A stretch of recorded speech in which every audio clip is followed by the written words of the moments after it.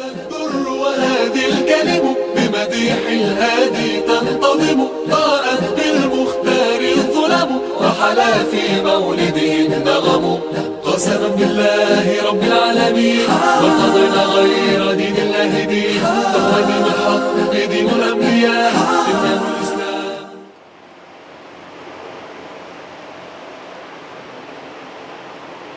بسم الله الرحمن الرحیم. سورۃ الانعام آیت نمبر 145-146. یہ آج کا ہمارا سبق ہے. گزشتہ آیات میں جن جانوروں کو حلال کیا گیا ان جانوروں کا تذکرہ ہوا. آج کی ان آیات میں جو چیزیں حرام ہے، جن کا استعمال جائز نہیں ہے، ان کو اللہ تبارک و تعالی ذکر فرما رہے ہیں. رسول اللہ صلی اللہ علیہ وسلم سے اللہ تبارک و تعالی مخاطب ہے اور فرما رہے قل، آپ کہہ دیجئے، لا نہیں، اجد میں پاتا ہوں، فیما اوحی الیہ، فی میں، ما اس میں، جو وحی کی گئی، الیہ میری طرف. کیا نہیں پاتا ہوں؟ محرمن، حرام کی ہوئی، علی طائم، کس پر؟ کھانے والے پر، یطعمہ، یہ ہوا ہے کہ وہ کھائے ہو اسے. یہ یطعمہ کہ وہ کھائے اسے. قل لا اجد فیما اوحی الی محرما علی طائم یطعمہ، اے رسول صلی اللہ علیہ وسلم آپ بتا دیجئے انہیں، لا اجد فیما کہ میں نہیں پاتا، فیما اوحی الی کہ جو میری طرف وحی کی گئی ہے، محرمن کسی چیز کو حرام، علی طائم کھانے والے پر، یطعمہ کہ وہ اس کو کھائے، الا مگر، ان یکون یہ کہ یکون ہو وہ، میتتن مردار، حلال ہو لیکن ذبح نہ کیا جائے، مردار ہو، او دمم مسفوحن یا خون مسفوحن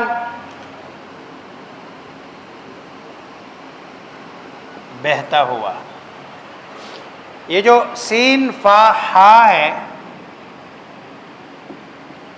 اس میں بہنے والے معنی ہیں. چنانچہ آپ لوگوں نے سورہ نساء میں یہ جو محسنین، نکاح کی جہاں بات ہو رہی ہے نا، وہاں یہ ہے کہ محسنین غیر مصافحین، وہاں پر بھی لفظ سین فا ہا ہے. مطلب یہ ہے کہ نکاح کا مقصد پاک دامنی کا حصول ہو، پانی کا بہانہ نہ ہو.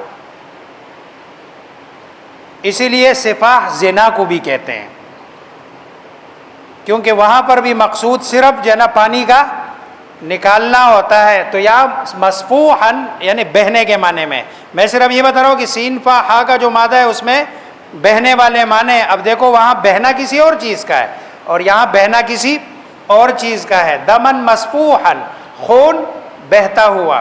اس کا مطلب یہ ہے کہ جو خون بہتا ہوا نہیں ہے وہ کیا ہے؟ پاک ہے. کپڑے کو لگ جائے تو کپڑا ناپاک، کیونکہ جو چیز حلال ہے وہ ناپاک نہیں ہے، جو ناپاک نہیں ہے وہ حلال ہے. تو او دمم مسفوحن، بہتا ہوا خون، او لحم خنزیر، یا گوشت خنزیر کا. فَإِنَّهُ رِجْسٌ، پس یہ بے شک ہو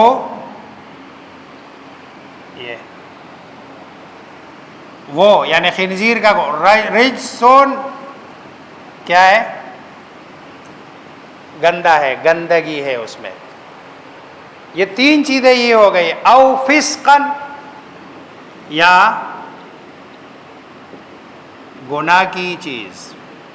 اس کا تعلق آگے کے ساتھ ہے، پیچھے کے ساتھ نہیں ہے. اوہل پکارا گیا ہو لغیر اللہ اللہ کے علاوہ کو بھی اس پر یعنی اس کے ساتھ ذبح کرتے ہوئے غیر اللہ کو. یہ جو لفظ احلال ہے نا، یہ اسی سے یہ لفظ ہلال بھی ہے. پتہ ہے ہلال کو ہلال کیوں کہتے ہیں؟ ہلال پہلی رات کی چاند کو کہتے ہیں،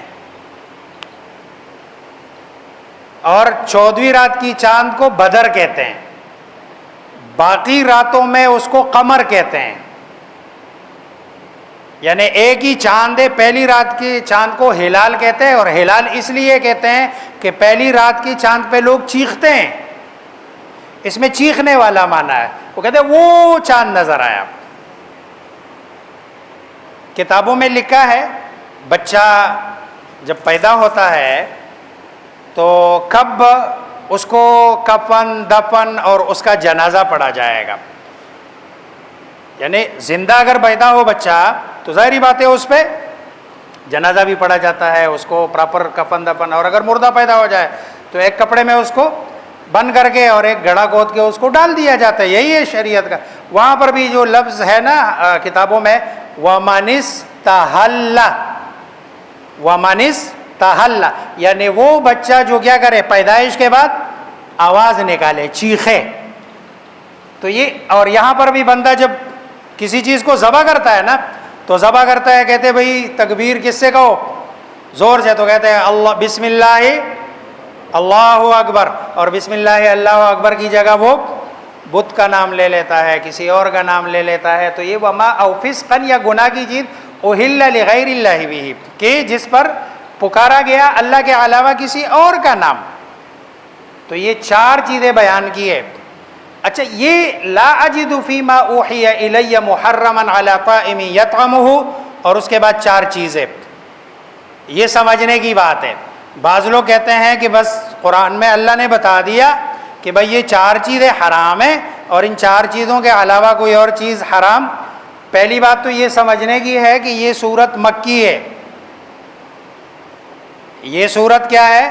مکی ہے، مکے کی سورت ہے. سورۃ المائدہ پڑھے، سورۃ المائدہ میں اس کے ساتھ اللہ نے اضافی چیزیں ایڈ کی ہے. والمنخنقۃ والموقوذۃ والمتردیۃ والنطیحۃ وما اکل السبع الا ما ذکیتم. دیکھو اللہ تبارک و تعالیٰ نے وہی چیزیں ایڈ کی ہے.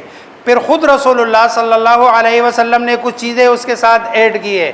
چنانچہ آپ صلی اللہ علیہ وسلم فرماتے ہیں کل ذی ناب من السبع وکل ذی مخلب من الطیر، یہ سارے حرام ہیں. یعنی ہر وہ درندہ جو شکار کرتا ہے، شکاری اور جو نا گوشت خور ہے، یہ سارے کیا ہے؟ حرام ہے. اسی طرح ہر وہ پرندہ جو پنجوں کے ساتھ جو نا شکار کرتا ہے، جیسے جو نا گدھ ہے، چیل ہے، کوا ہے، اور اس طرح جو نا شکرا ہے، باز ہے، یہ سارے یہ خود رسول اللہ صلی اللہ علیہ وسلم نے. اور ان حلال و حرام کا جو تعلق ہے یہ کھانے پینے کی چیزوں کے ساتھ ہے، باقی چیزوں کے ساتھ اس کا تعلق نہیں ہے. ایک تو یہ کہ صرف یہ چار نہیں ہے، کھانے پینے کی چیزوں میں صرف یہ چار چیزیں حرام نہیں ہے. قرآن میں دوسری چیزیں بھی اللہ تبارک و تعالیٰ نے ذکر کی ہے، چونکہ یہ مکی صورت ہے. اب ظاہری بات ہے مکی صورت میں رسول اللہ صلی اللہ علیہ وسلم کو اس وقت تک جو چیزیں بتائی گئی ہے اس کے بارے میں آپ فرماتے ہیں کہ قل لا اجد فیما اوحی الی محرما، ابھی تک جو مجھے وحی کی گئی ہے اس میں نے کوئی چیز اس کے علاوہ حرام نہیں پائی ہے. پھر آگے جب اللہ تبارک و تعالیٰ نے سورہ مائدہ والی صورت اتاری ہے تو سورہ مائدہ والی صورت میں اللہ تبارک و تعالیٰ نے اور چیزیں ایڈ کر دی ہے. والمنخنقۃ والموقوذۃ والمتردیۃ المتردیۃ والنطیحۃ وما اکل السبع الا ما ذکیتم. پھر خود رسول اللہ صلی اللہ علیہ وسلم نے کل ذی ناب من السبع وکل ذی مخلب من الطیر ان ساری چیزوں کو ایڈ کیا. اور اس کا بھی تعلق کھانے پینے کی چیزوں کے ساتھ ہے. باقی جو عام چیزیں ہیں اس میں تو حرام چیزیں بہت ساری ہے. اب جیسے مثلاً جو نا شراب ہے حرام ہے, اسی طرح جو نا چغلی ہے, جھوٹ ہے, یہ ساری چیزیں کیا ہے حرام ہے. یہ نہیں ہے, لیکن اس کا تعلق کس کے ساتھ ہے, کھانے پینے کے ساتھ. فمن استر, پس من جس کو, استر مجہول کا صیغہ ہے, یہ اصل میں ہے از تو رے را, یہ را یہ جہاں پر دو لفظ اکٹھے ایک ساتھ ایک طرح کے آ جائے تو اصول ہے پہلے کو ساکن کر دو اور دوسرے میں اس کو کیا کر دو, ادغام کر دو. جس کو مجبور کیا گیا. غیر باغ, غیر باغ نہ لذت حاصل کرنے واسطے, یا نہ نافرمانی کرنے, ولا عاد اور نہ حد سے تجاوز. اب یہ دو استرار کی حالت میں یقینی طور پر استرار ہے, اور جب وہ کھا رہا ہے ان حرام چیزوں کو تو مقصود لذت کا حصول نہ ہو, مقصود نافرمانی نہ ہو, مقصود اپنی جان کو بچانا ہو. اور جتنے سے جان بچتی ہے اتنا کھایا, کھانے کے بعد پھر رک گیا, اس کے بعد پھر آگے ولا عادن اضافی نہیں کہا رہا ہے کہ بھائی ٹھیک ہے اب جب شریعت نے ایک جو ہے نا چھوٹی سی جگہ دے دی ہے تو چلو میں اپنا اونٹ پورا وہاں کھڑا کر دوں. نہیں, ایسا نہیں ہے. بس جتنی شریعت نے اجازت دی ہے اس سے زیادہ کی اجازت نہیں ہے.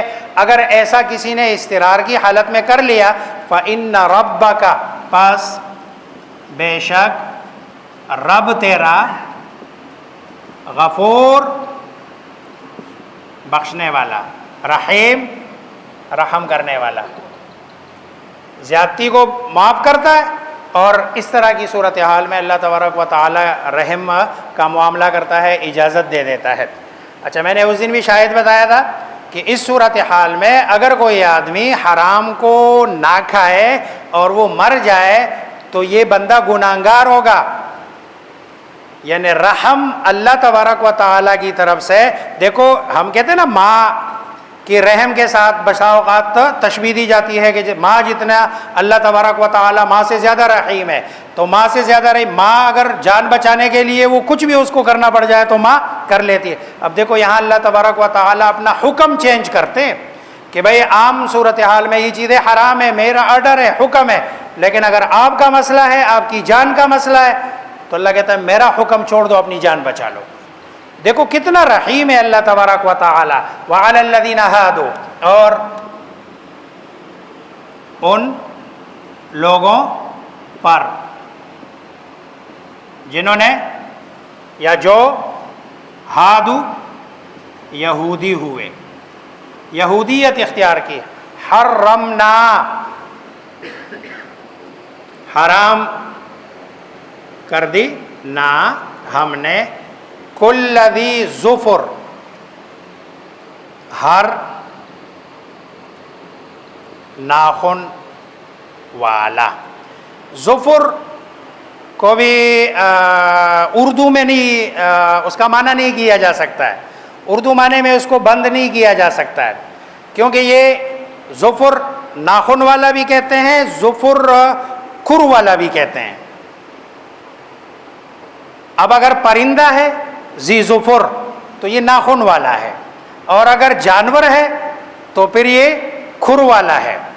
اب جس میں گدھا ہے, اونٹ ہے, گھوڑا ہے, خچر ہے, اور اگر آپ اس کو پرندوں میں لے جائیں تو پرندوں میں وہی جو میں نے پہلے کہا ہے کہ بھئی چیل ہے, چیتا ہے, چیل ہے, باز ہے, شکرا ہے, یہ سارے جو ہے نا کیا کل ذی ظفر. اللہ تبارک و تعالیٰ فرماتے ہیں یہودیوں پر ہم نے یہ ساری چیزیں کیا کر دی ہے, حرام.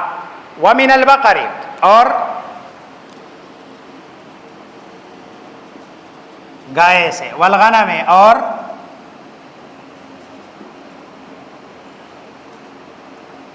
بکروں سے. حرمنا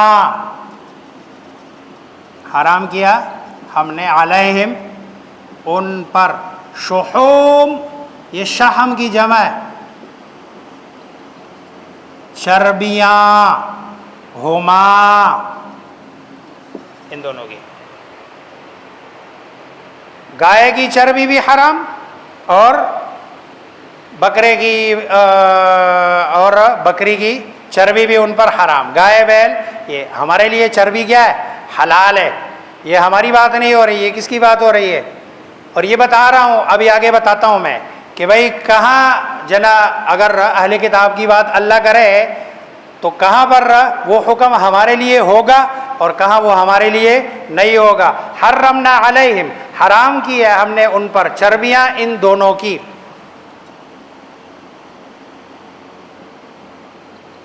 الا مگر ما جو حملت اٹھائی ہو. اس کا اگر ترجمہ آسان کرے تو لگی ہو ظہورہما ان کی پشتوں پر. جو ان کے پشت پہ لگی ہوئی چربی ہے نا وہ حرام نہیں ہے, کیونکہ اس کو اس سے ہٹانا مشکل ہوتا ہے. الا ما حملت ظہورہما او الحوایا یا حملت الحوایا.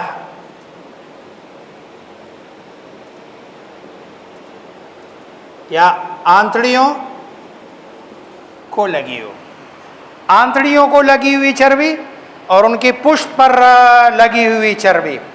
او مختلط یا جو اختلط اختلاط کا لفظ ہے جو لگی ہو بعظم ہڈی کے ساتھ. ہڈی کے ساتھ لگی ہوئی چربی یعنی جو چھوٹی چھوٹی باریک باریک ہوتی ہے, اب اس کو نکالنا مشکل ہے.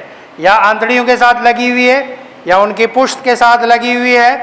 باقی جو اوپر کی چربی ہے وہ ساری ان کے لیے کیا ہے؟ حرام.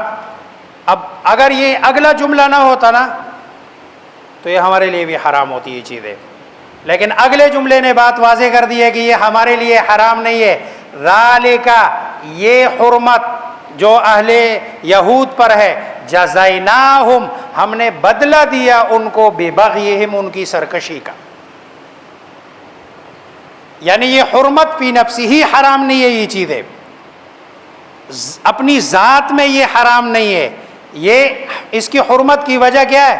یہودیوں کی سرکشی ہے, لہذا ہمارے لیے یہ حرام نہیں ہے. اور یہ اللہ تبارک و تعالیٰ اس جملے میں بتا رہے ہیں کہ ذالک جزیناہم. اگر یہ جملہ نہ ہوتا نا, جیسے وَكَتَبْنَا عَلَيْهِمْ ہم نے فرض کیا واجب کر دیا علیہم بنی اسرائیل پر ان النفس بالنفس والعین بالعین والانف بالانف والاذن بالاذن والسن بالسن والجروح قصاص فمن اعتدى بعد ذلك فاولئک هم الظالمون. وہاں یہ نہیں ہے ذالک جزیناہم ببغیہم, وہاں سیدھا سیدھا سمپل حکم بیان کیا جیسے ان کے لیے تھا وہی حکم اب کس کے لیے ہے؟ ہمارے لیے بھی ہے. ذالک جزیناہم یہ جو حرمت ہے چربی والی, جزیناہم ہم نے بدلہ دیا, ہم انہیں, ببغیہم ان کی سرکشی کا, وَإِنَّا لَصَادِقُونَ اور ہم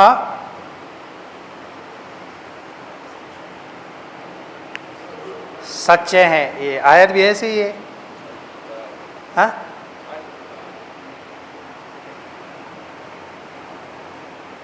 ٹھیک ہے. وَإِنَّا لَصَادِقُونَ اور بے شک ہم کیا ہے؟ لصادقون یقینی طور پر کیا ہے؟ سچے. یعنی جو حکم اللہ تبارک و تعالی نے دیا وہ اپنے اس حکم میں اللہ تبارک و تعالی سچے ہیں. اللہ مجھے آپ سب کو سمجھنے عمل کرنے کی توفیق عطا فرمائے.